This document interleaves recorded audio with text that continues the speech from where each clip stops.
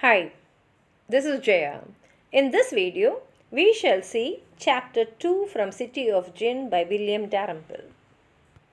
In this chapter, he speaks about Indira Gandhi's death in 1984 October, and after that how the Sikhs were attacked by the mob. He starts by saying how Indira Gandhi, according to her habit, had her toast and food for breakfast, and it was 31st October 1984. And later on at 9:15, she came out of her white bungalow and was walking by the lotus pond. And as she was coming near the peepal tree, she saw her Sikh security guard, Sub Inspector Bian Singh. She smiled at him, but Singh did not smile back at her. Instead of that, he took out his revolver and shot her in the stomach. And his friend Constable Satwan Singh came there and he shot all the bullets on her body. Nearly 20 bullets were there in her body. And today, Mrs. Gandhi's house is become a former Prime Minister's memorial where people keep visiting, and they even keep all the bouquets and cards there. But what should be noticed is that it was not the place where Indira Gandhi died, because blood was pouring from all the 20 bullet wounds, but she was still alive in that place. And as per the regulations, there was an ambulance waiting outside the gate of house. That is the regulation. But the driver had gone for a tea break, and therefore Indira Gandhi's daughter-in-law Sonia Gandhi carried the Prime Minister in the ambassador and went to a All India Medical Institute, which is about 3 miles away. And Indira Gandhi was probably dead on arrival, but it was announced, her death was announced only after 1 o'clock. And the moment the news came out, and when the crowd learned that their leader has been assassinated, and it was a Sikh who was responsible for shooting and killing her, immediately Delhi became a chaos. All the people who were mourning for Indira Gandhi wanted blood. They took the sticks and stones, and wherever they could see Sikhs, they started attacking. In fact, many Sikhs were killed. And it was at that time Mr. and Mrs. Puri, where William was staying. They had a house beside the medical institute, and they were the first Sikh family whom the mob tried to attack. Mrs. Puri had just had her lunch, and she was looking out through the window when she saw nearly 300 thugs who were emotionally angry coming around her garden gate, and they were shouting, "Koot ka Batlakun," that is blood for blood, blood for blood.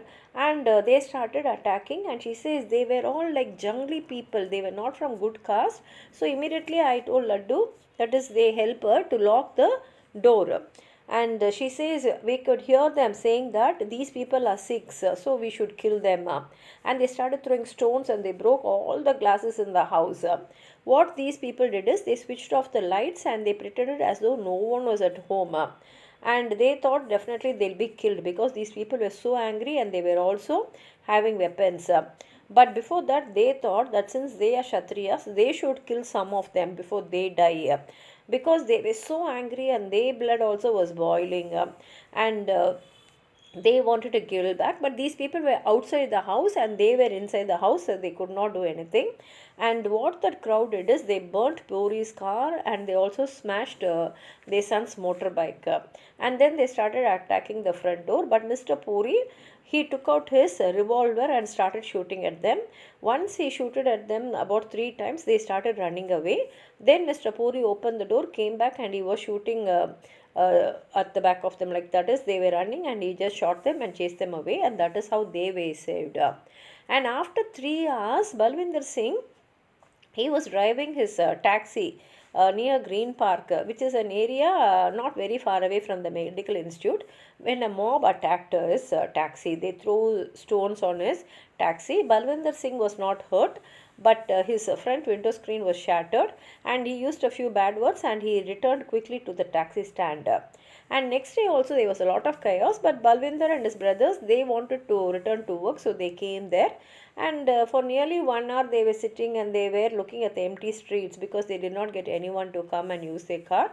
But then they understood that the situation is not very good. It was very bad for, particularly for the Sikhs, and they knew that they had to hide the cars and shut up the stand. And at 11:05, they received a phone call, and they were warned that nearby Sujan Singh Park Gurudwara was burning, and there was a big mob which was coming towards them. So they left everything and they started going towards their home, which is across the Jamuna. And they went in three taxis, that is 12 cousins along with them. They started traveling, and when they came near a bridge, there were so many police there, and the policeman told that it is not safe to go further because there was so much of riots there. But Balwinder's father Punjab Singh said that at behind also they can't go back because there also riots was there. And another thing is they could not leave their wives and children alone. They had to go and protect them, so they have to go. And police listening to them, they left, and for 5 minutes only they drove. But when they came near Lakshmi Nagar, the road was blocked, and people were burning trucks across the road, and they were smashing everything with clubs and iron bars. The first two cars, which had Punjab, that is Balwinder's father and Balwinder and two of his brothers, somehow they went through. But the third taxi, which had three of Punjab's young nephews, that is Balwinder's cousins, they were attacked. The cousins were pulled out of the cars, they were beaten with the rods, and they poured kerosene on them and they lit fire and killed them. They were burnt alive. And that night, Balwinder and his family could see many places in Delhi were burning, so they could understand that all those burning places where the Sikhs were burnt alive. And they, in order to save themselves from all these brutality, they decided to cut their hair and shave off their beards. And this was the first time they ever did so. And their father Punjab said that it is against their religion and tried to stop them. But they could not do it because they had to save their lives. And for this, Punjab did not eat for 1 week. And in the meantime, the Singhs, all the Singhs started to protect themselves, and they were living in a taxi driver's colony. They immediately armed themselves with kirpans, that is, the Sikhs will have a ceremonial sword, they had it, and also they started taking chances in defending their colony, that is, they were being like guards for the people who were inside, and that they were doing in turns. And because these people were very protected, the mobs had left them for that time, and for 4 days they lived like that. And later on, the army came down, and only when the army came, these mobs all disappeared. And Balwinder had actually lost three of his cousins in this riot, and small losses only. And his brother Bulwan had lost his house because they had burnt the house, and everything what he had was lost. And he came and started staying with his brothers, and the taxi stand was also broken, and whatever was there, everything was smashed. And even Balwinder's taxi, which was hidden, the back seat was stolen, the battery was stolen, and the taxi meter also was stolen. But compared to the other six, Balwinder Singh's family was really lucky. And there is a place in Delhi called Trilokpuri. It is said to be a dumping ground for the Delhi poor people, because only the most poor people will be in that place. In 1975, emergency was announced, and at that time, this place, which was a wasteland, was made the squatters for the makeshift shelters of the payment dwellers in the central Delhi. And after that, we can find that all the extremely poor people will be in this area. And during 1984, it was in this place where even no one knew, the journalists or the diplomats or the middle class people did not know. Most of the Sikhs were brought to this place and they were burnt alive. Nearly about 2,150 Sikhs were murdered in these 3 days, and majority of the Sikhs were burnt in this, killed in this place. And so William decided to visit this place early October, and so along with Balwinder Singh, he went to Trilokpuri.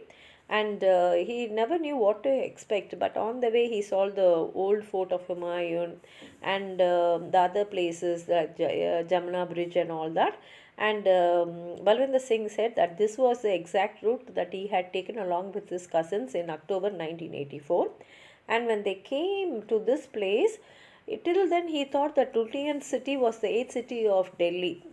But when he came here early, he understood that this place was the ninth city of Delhi, where all the poor people were in this place.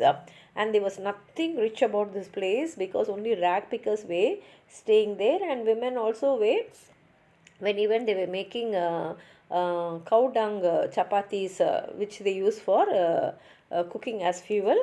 And there was smoke everywhere, and he thought that this maybe was a place which was built only for the poor people. And Delhi is said to be a place which was ruled by most of the important people, including the British imperial crown. And here he could only see that compared to the middle class people in Delhi, for each middle class person, here there were 4 to 5 poor people in this place. And when they came there, they understood where the Tirulokpuri massacres took place. It was block 32, and that was a place which was dominating the headlines at that time, because dogs were found fighting over the piles of human entrails, and all the bodies were charred, and kerosene fumes were everywhere. And before killing these, before burning these Sikhs, they had cut off their hair, and that hair was found in piles there. And the gutters all were filled with, clogged with hacked off limbs, that is, they had cut their hands and legs. And even after that, the journalists found it very difficult to get anyone to come and say what actually happened there, because no one was ready to be the witness. No one was there to say that they saw what happened, or no one survived in that place. Everyone were non-committal, like saying we were outside, we were sleeping, we didn't see anything. And till 5 years, though many people tried to see if they were any witness or survivors, they were not able to get anyone. And now William and Singh, they go from block to block, and which was at one time completely a Sikh area, was now completely filled with Hindus. And when they went around also, all the people who were there, they said no, we had gone to our village, we did not see anything, and they were only refusing to answer. But somehow Balwinder Singh found one family which escaped this attack, and it was in block 30. So they went there, and they saw Sohan Singh Sandhu. He was an old man, and he is still working as the Granthi reader of the local Gurdwara. Granthi is the holy book of the Sikhs. And he started talking, and he asked his wife to make tea for them. And he said that they originally lived in a Pakka house, beautiful house in Shastri Nagar on the banks of Jamuna. But in 1975, during the emergency, their house was flattened by bulldozers, and they were given only half an hour to take all their valuables and leave that place.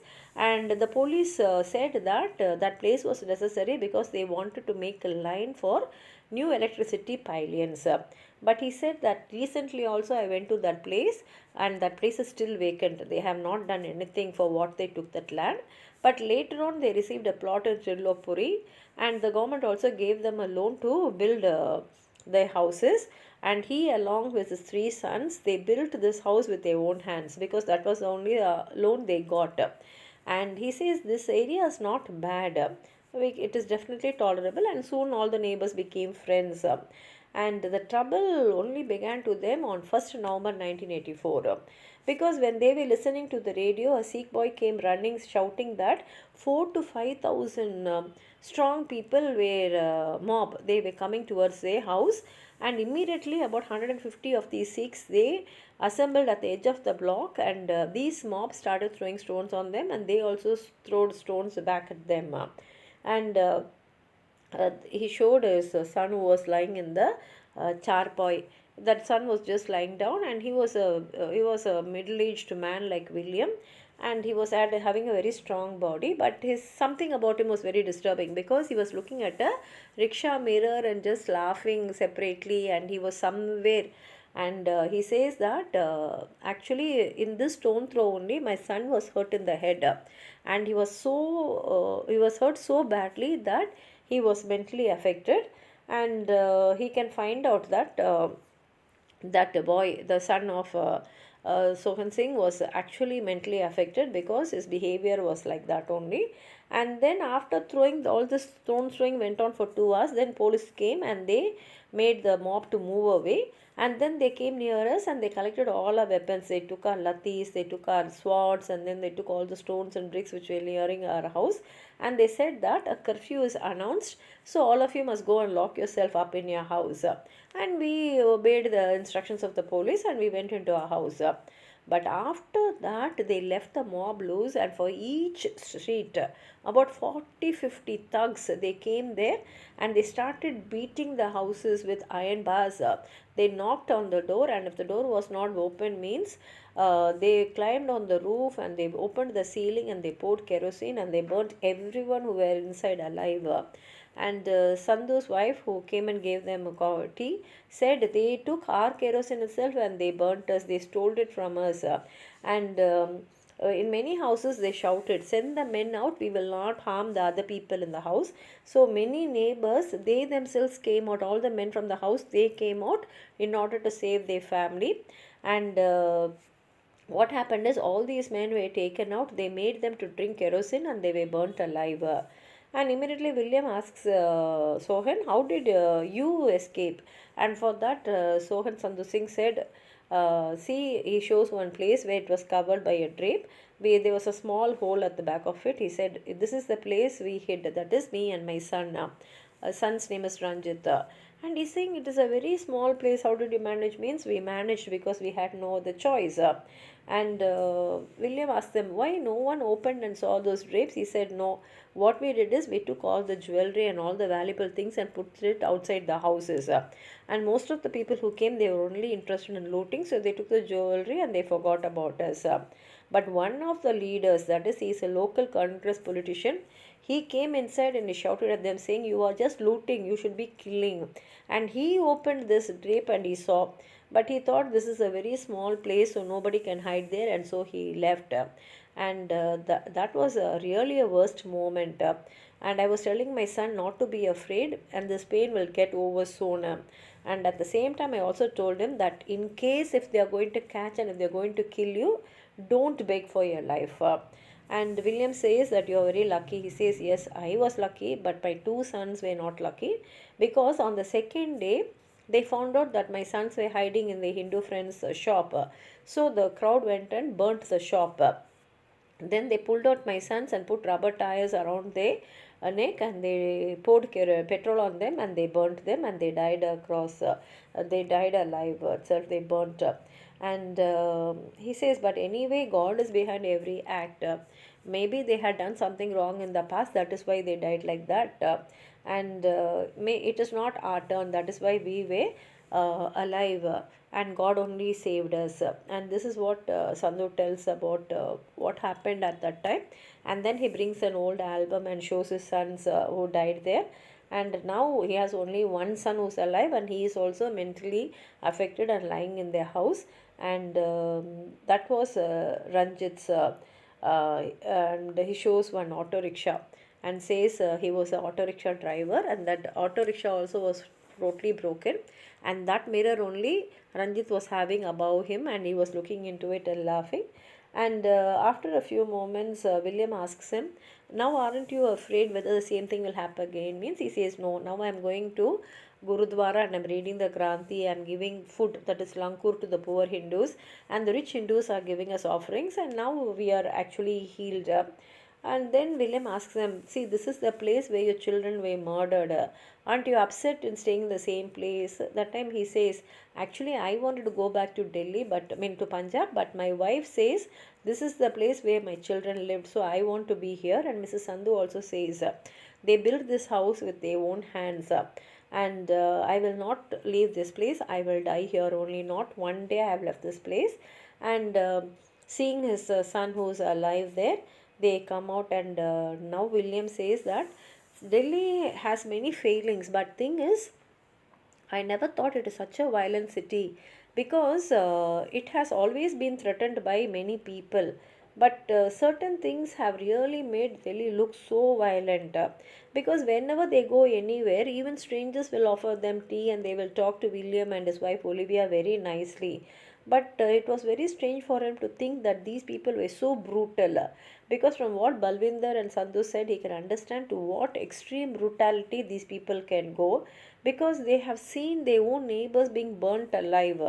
And yet they had been already very, whenever he goes, they're very friendly also.